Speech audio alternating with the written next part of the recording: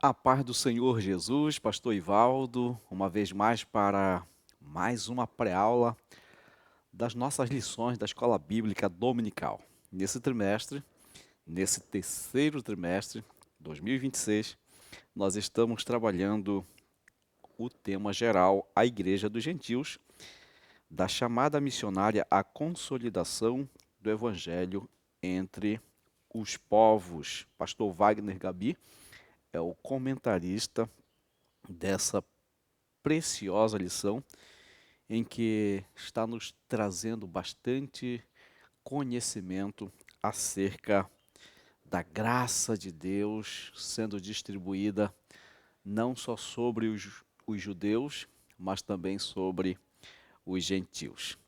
Nós estamos falando de Joinville, Santa Catarina, igreja presidida pelo pastor Sérgio Melfior e também pelo pastor Eliseu Melfior, que também é o nosso coordenador geral da nossa querida Escola Bíblica Dominical. Aproveite para compartilhar esta pré-aula com o seu superintendente, seu professor e também com seus alunos. Você também pode compartilhar com seus amigos, assim você estará nos ajudando a levar a palavra de Deus, semear a palavra do Senhor Jesus Cristo.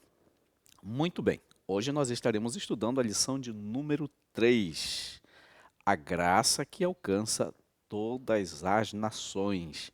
Este é o assunto que nós estaremos estudando. O texto áureo está em Efésios, capítulo de número 2, versículo 8, porque pela graça sois salvos por meio da fé, e isso não vem de vós, é dom de Deus. Palavras do apóstolo Paulo escrevendo à igreja de Éfeso. A nossa verdade prática é pela graça que somos alcançados, perdoados e reconciliados com Deus. Nós estaremos abordando este tema. Lógico que a pretensão aqui não é exaurir toda essa temática, mas levar um pouco de conhecimento a fim de que o nosso professor, o superintendente, o aluno possa fazer uma associação daquilo que estaremos falando aqui com também as suas pesquisas e assim a sua aula possa se tornar inteiramente enriquecida para o seu aluno que vai estar recebendo esta lição no domingo pela manhã. Muito bem, nós temos aqui também 3 objetivos a serem alcançados e o primeiro é analisar com a classe como a graça sustenta a unidade da igreja em Atos 15. Segundo lugar, examinar biblicamente a salvação pela graça como oferta universal em Cristo. E em terceiro lugar, incentivar a busca constante do trono da graça. É muito bom que o professor se volte para esses objetivos específicos e consiga alcançar, se não de forma plena, mas pelo menos ali 80% consiga alcançar esses objetivos com a sua classe. A palavra-chave é graça. É sobre esta palavra que nós estaremos abordando nesta lição. A introdução da nossa lição vai falar sobre a expansão do evangelho entre os gentios, que trouxe grande alegria à igreja, mas também revelou um dos primeiros desafios doutrinários do cristianismo.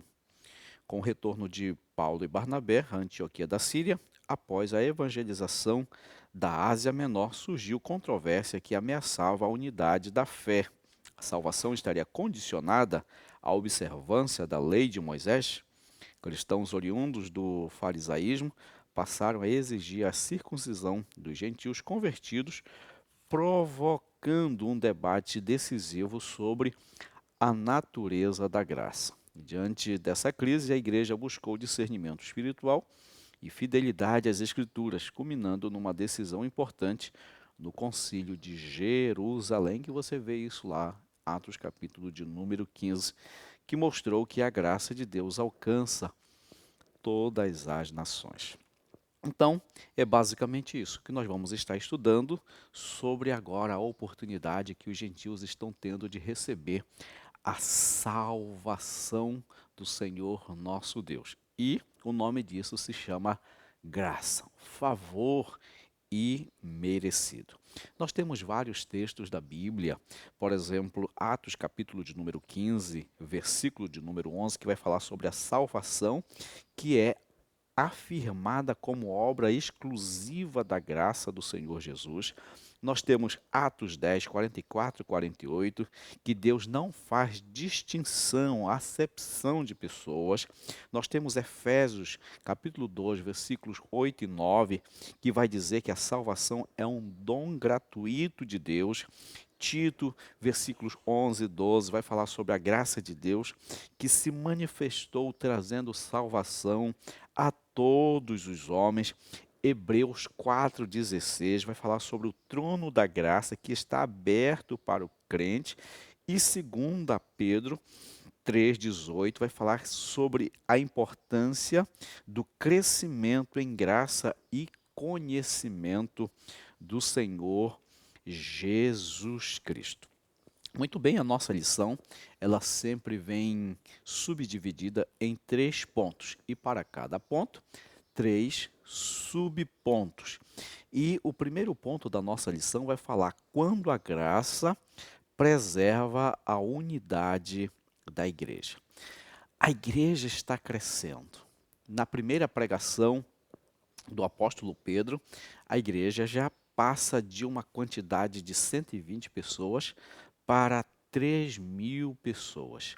Capítulo 4, capítulo 5, a igreja já está com mais de 5.000 pessoas e essas pessoas estão recebendo a virtude do Espírito Santo.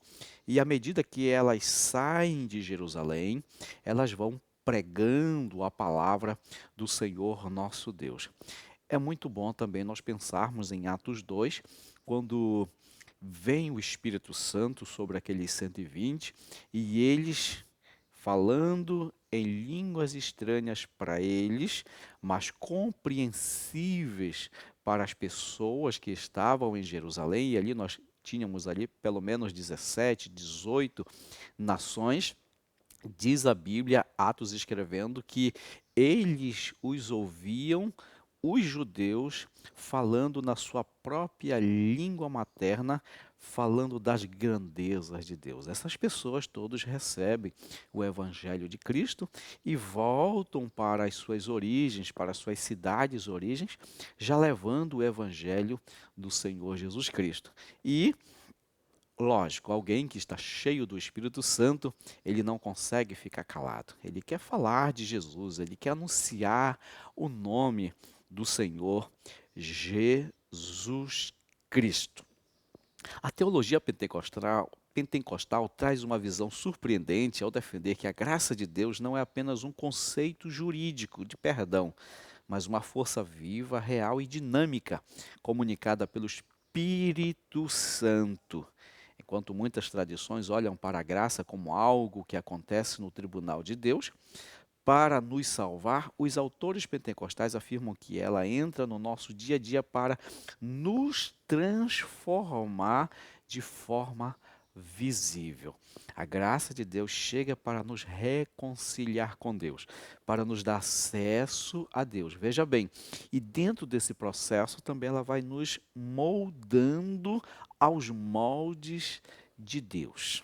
E aí aqui eu trago 3 autores, que é o Frank Machia, o Von Day e também o Amos Yong, para falar um pouco para nós sobre essa graça, o que é que eles pensam sobre a graça de Deus. A graça como a presença do Espírito. O teólogo Frank Machia surpreende ao explicar que a graça não é apenas uma atitude bondosa de Deus. Para ele, a graça é o próprio Espírito Santo se dando a nós. Machia afirma que o maior presente da graça não é apenas o perdão dos pecados, mas a habitação de Deus no ser humano. Olha que coisa maravilhosa.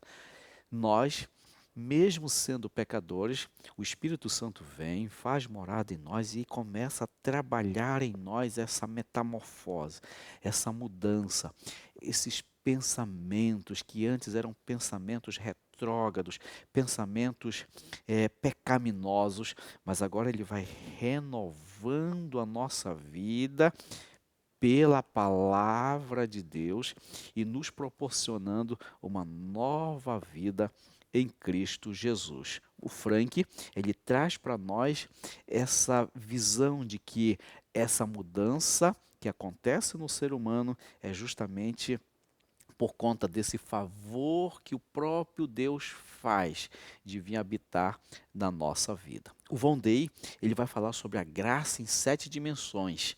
Von Day mostra que a graça não opera apenas no momento em que alguém aceita Jesus. Ele defende que a graça conduz o cristão por toda a sua jornada por meio do pleno evangelho. O que o evangelho é?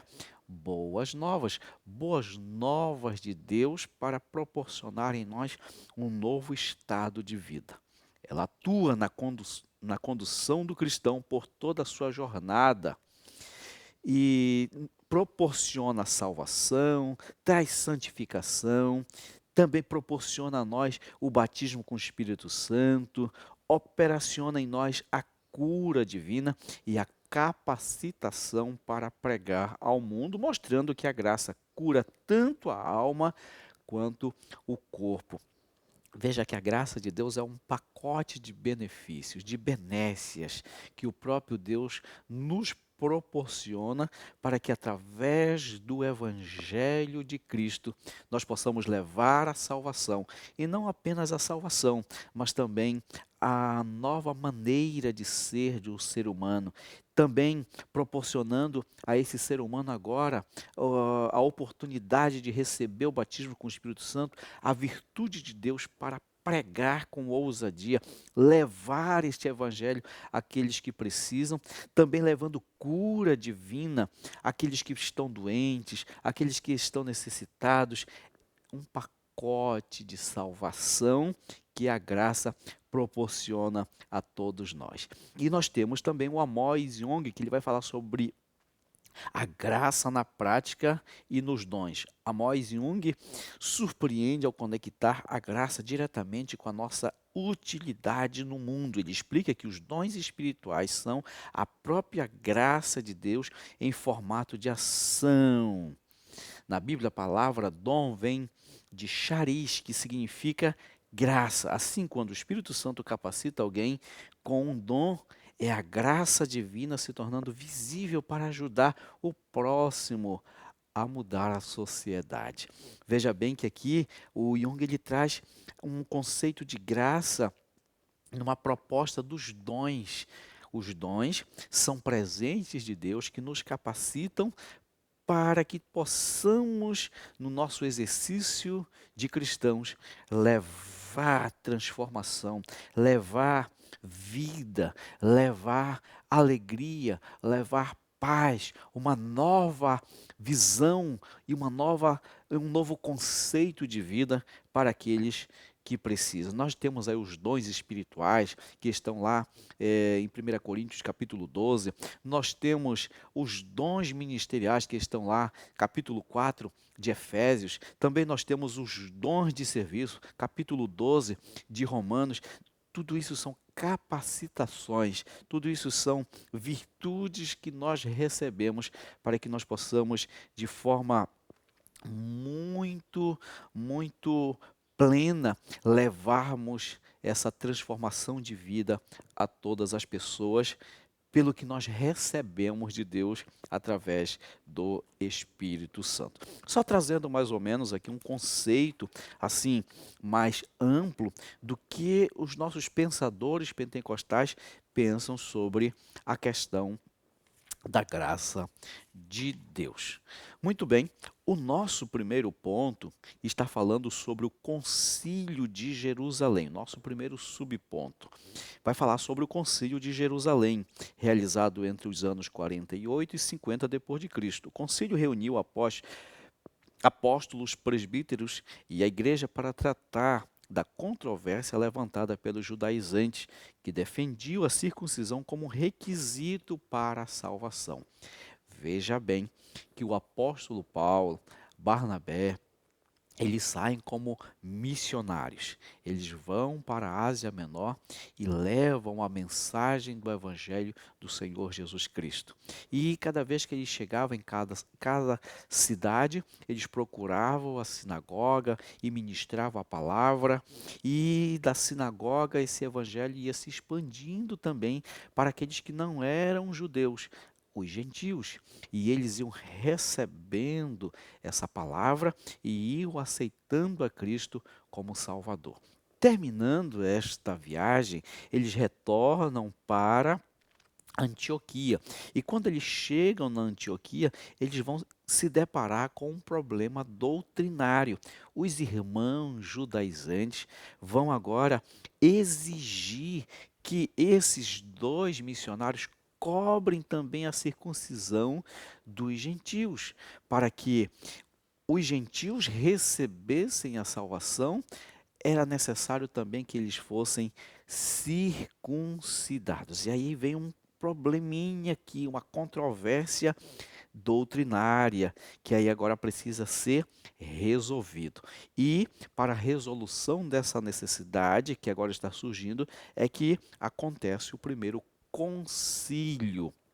O primeiro concílio que acontece justamente em Jerusalém. A palavra concílio vem do latim concilium, que significa reunião, união ou convocação. Nós tivemos alguns concílios nos primeiros anos da igreja. 49 nós tivemos o concílio de Jerusalém.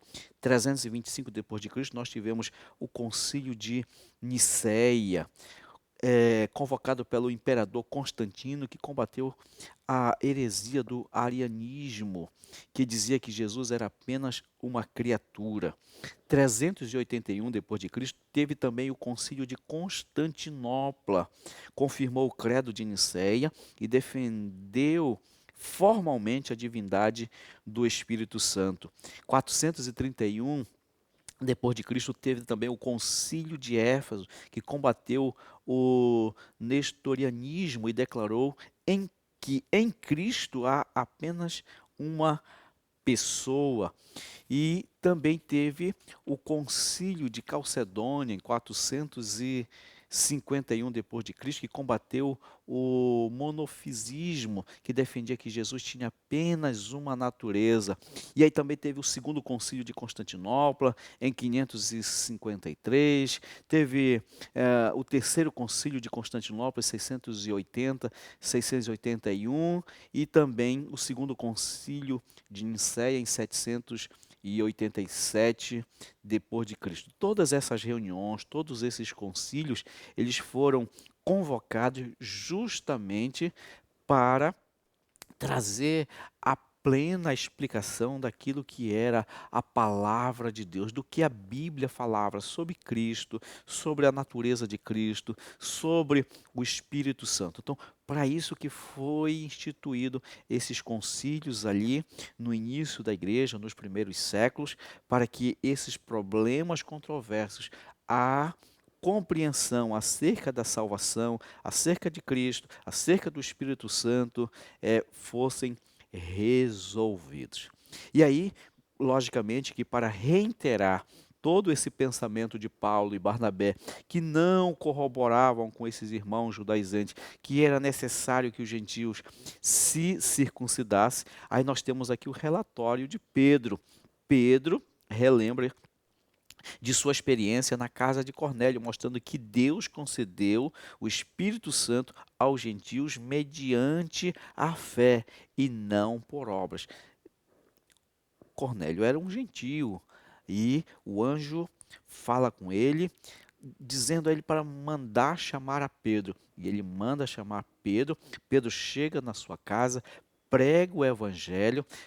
Ele e toda a sua família, Cornélio, aceitam a Cristo e recebem também o Espírito Santo. E aí no ponto 3 também nós temos aqui o relatório de Paulo e Barnabé.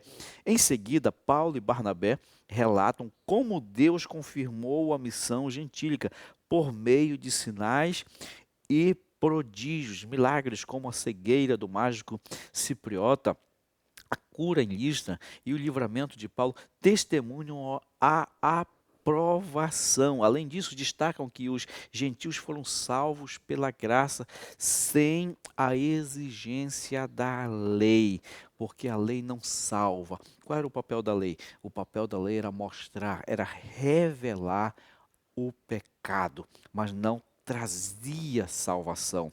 Mas a graça de Jesus, ela traz salvação a todos os homens, sem exigir esses preceitos, sem exigir os rudimentos da lei. Era isso que Pedro, era isso que Paulo e Barnabé estavam trazendo para esses irmãos e agora estão levando tudo isso para a igreja em Jerusalém, para que ali os apóstolos, os anciãos chegassem a uma definição. E o mais importante aqui destacar é que o Espírito Santo estava presente nesta decisão e vai aqui direcionar os apóstolos, vai direcionar Tiago, vai direcionar os anciãos para que pudesse trazer uma palavra que viesse resolver o problema doutrinário e também viesse trazer conciliação, paz, unidade àquela igreja que estava crescendo. E aí nós temos aqui no quarto subponto o discurso de Tiago. Tiago, justo, irmão do Senhor e líder respeitado da igreja, preside o concílio com discernimento espiritual. Após ouvir os testemunhos, reconhece que Deus visitou os gentios para formar dentre eles um povo para o seu nome. Fundamenta sua proposta nas Escrituras citando Amós 9, 11 e 12, mostrando que a inclusão dos gentios já fazia parte do plano redentor, sempre fez.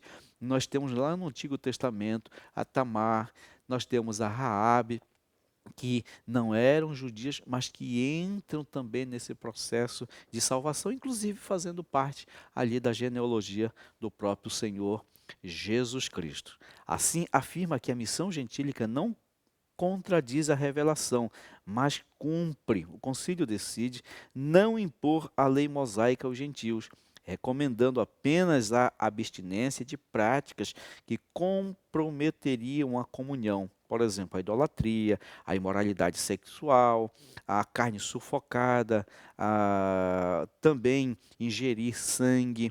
A decisão é comunicada por cartas às igrejas gentílicas enviadas com Paulo e Barnabé, Judas e Silas, reafirmando a direção do Espírito Santo. Veja bem que o problema foi resolvido. Os nossos irmãos gentios não estavam agora obrigados a se submeter à cultura judaica, às tradições judaicas, aos cerimoniais judaicos. Não, mas que eles apenas se abstivessem, né, da idolatria, da imoralidade sexual, da carne sufocada e sangue.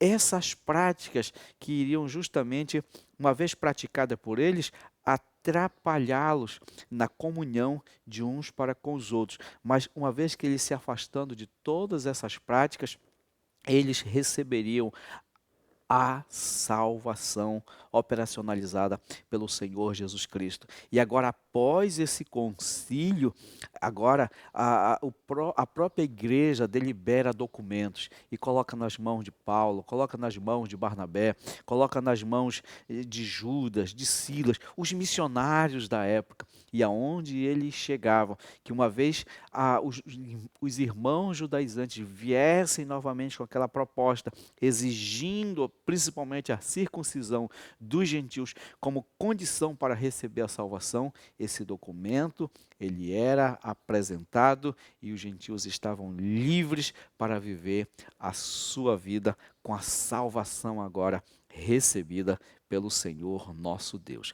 A decisão do concílio revelou que a graça que preserva a unidade da igreja é a mesma que Deus oferece como dom de salvação a todos sem distinção. 2 problemas foram resolvidos: o problema doutrinário, como também um problema que estava começando a surgir ali, que era a desunião, o confronto. Mas agora o Espírito Santo dirigindo ali os apóstolos, dirigindo ali Tiago, todas essas situações foram resolvidas para a glória do Senhor Jesus Cristo. A igreja é do Senhor.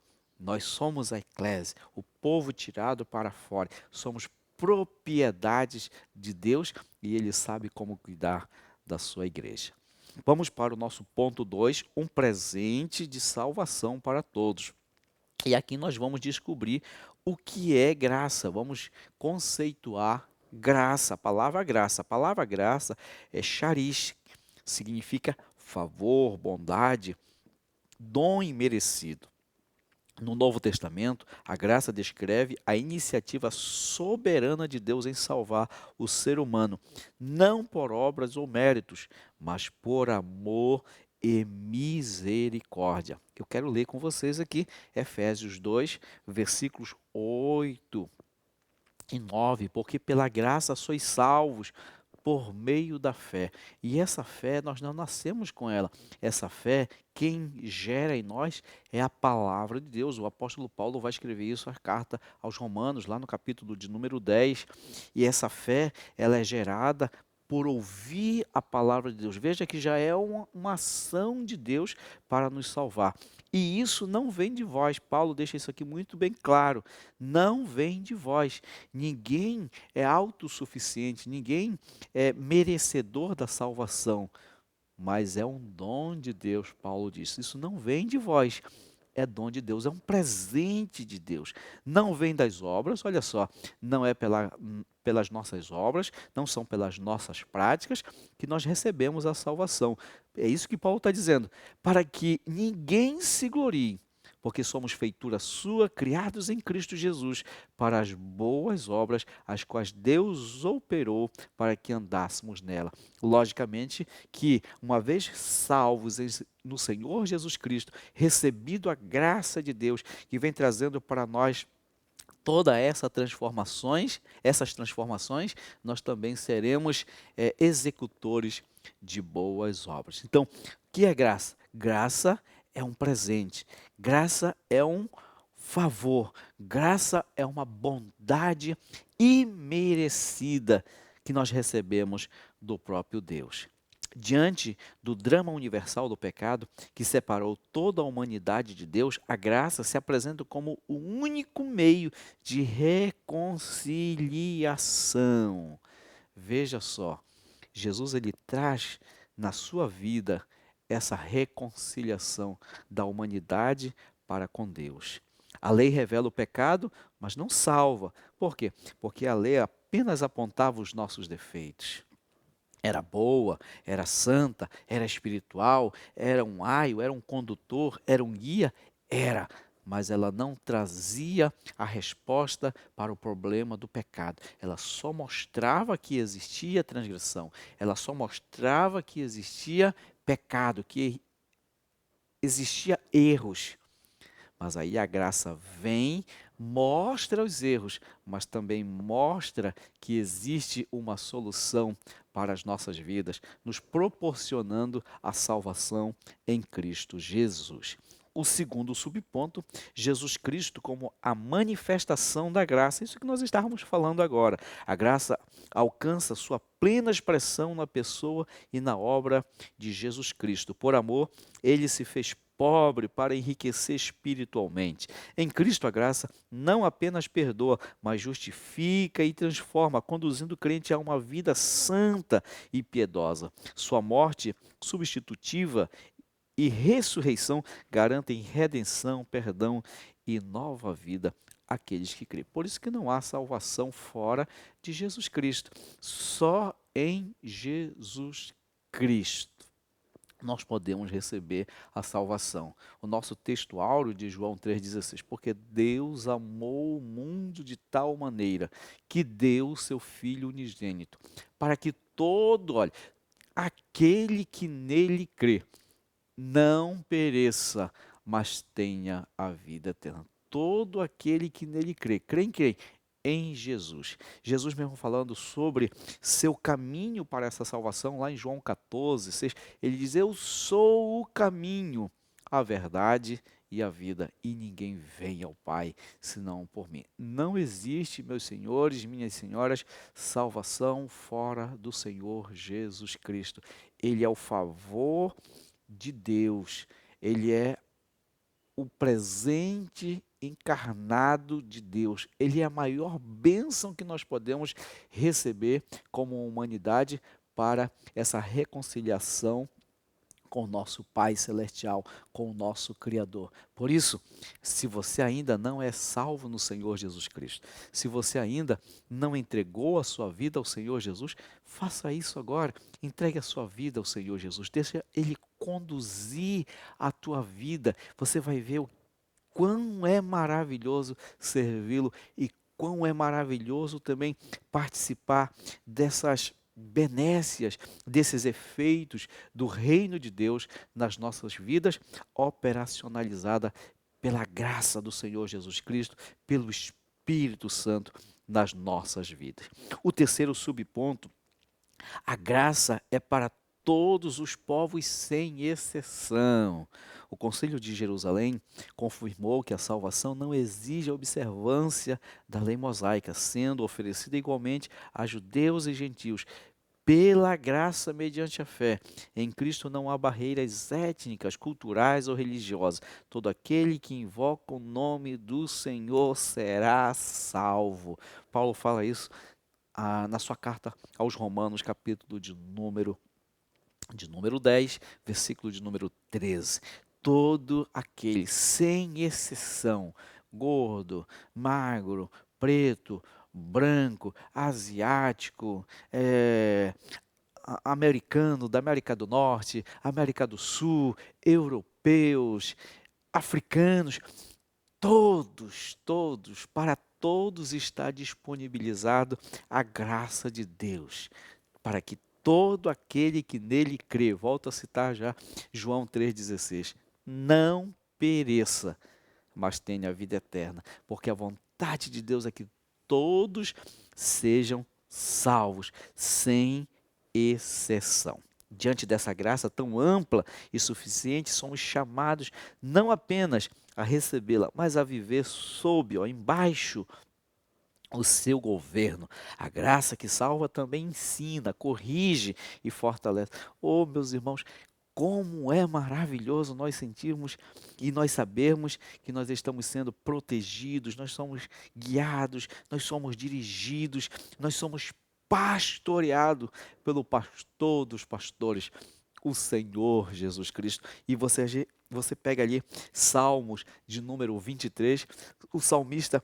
tendo ali uma revelação daquilo que o pastor dos pastores, o Senhor Jesus, pode fazer na vida de alguém. Ele diz que ele é o Senhor é o meu pastor, nada me faltará. Deitar-me faz em verdes pastos, guia-me mansamente às águas tranquilas, refrigera a minha alma, guia-me pelas veredas da justiça, por amor do seu nome. E o salmista vai falando do cuidado que o pastor tem pelas suas ovelhas. E quem é essa ovelha? Quem é essa ovelhinha? Sou eu e é você. Somos todos nós, somos protegidos, somos guardados, mas também somos corrigidos, porque a graça, ela vem para nos aperfeiçoar. Por isso ela nos ensina, ela nos corrige, ela nos fortalece, ela nos traz toda uma noção de vida que Deus deseja com que vivamos. Nos submetamos à vontade de Deus, nos submetamos ao governo de Deus, e assim nós seremos mais felizes. Vamos ao terceiro ponto: crescendo na graça. Como nos aproximar do trono da graça? É o primeiro subponto do ponto 3. Crescer na graça, no conhecimento de Cristo, pressupõe amadurecimento espiritual contínuo, segundo Pedro 3,18. Crescer na graça é conhecer mais a Jesus, é conhecer mais a sua palavra e se submeter a esses preceitos, é se submeter a esse governo, é se submeter a essas disciplinas para ser um povo diferente. Como eu falei outrora, nós somos a eclésia. O que significa eclésia? Eclésia é um povo tirado para fora. Tirado de onde? De um mundo pecaminoso, de um mundo corrupto, de um mundo mau, de consciências más, de práticas más, para viver agora uma vida exemplar, uma vida modelo de ser humano, com boas práticas, agindo com justiça, tendo um padrão de vida exemplar, de comportamentos exemplares, assim como Jesus viveu. Nós precisamos imergir na vida de Cristo, no testemunho de Cristo, no exemplo de Cristo. É isso que a graça faz. Ela nos traz a possibilidade de cada vez mais nos aproximarmos do trono de Deus, porque a graça vai nos levando a essa purificação, vai nos lapidando a cada momento. Assim, o acesso ao trono da graça ocorre com confiança, não fundamentada em méritos humanos, mas na sua obra redentora de Cristo, que removeu a barreira do pecado. Além disso, aproximamo-nos com fé viva e reverência, pois sem fé é impossível agradar a Deus. Do mesmo modo, essa aproximação exige humanidade e coração quebrantado, que o Senhor Jesus jamais despreza. Por isso o trono é chamado de trono da graça. Dele precedem misericórdia, perdão, socorro e poder espiritual. Glória a Deus. O segundo subponto, quando devemos nos achegar ao trono da graça. As Escrituras orientam que busquemos a graça em tempo oportuno. O escritor aos Hebreus fala isso no capítulo de número 4, versículo 16.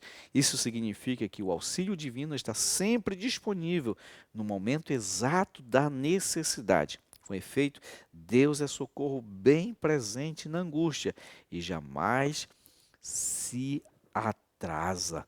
Jamais se atrasa. Veja bem que a graça de Deus, ela está sempre disponível a nós.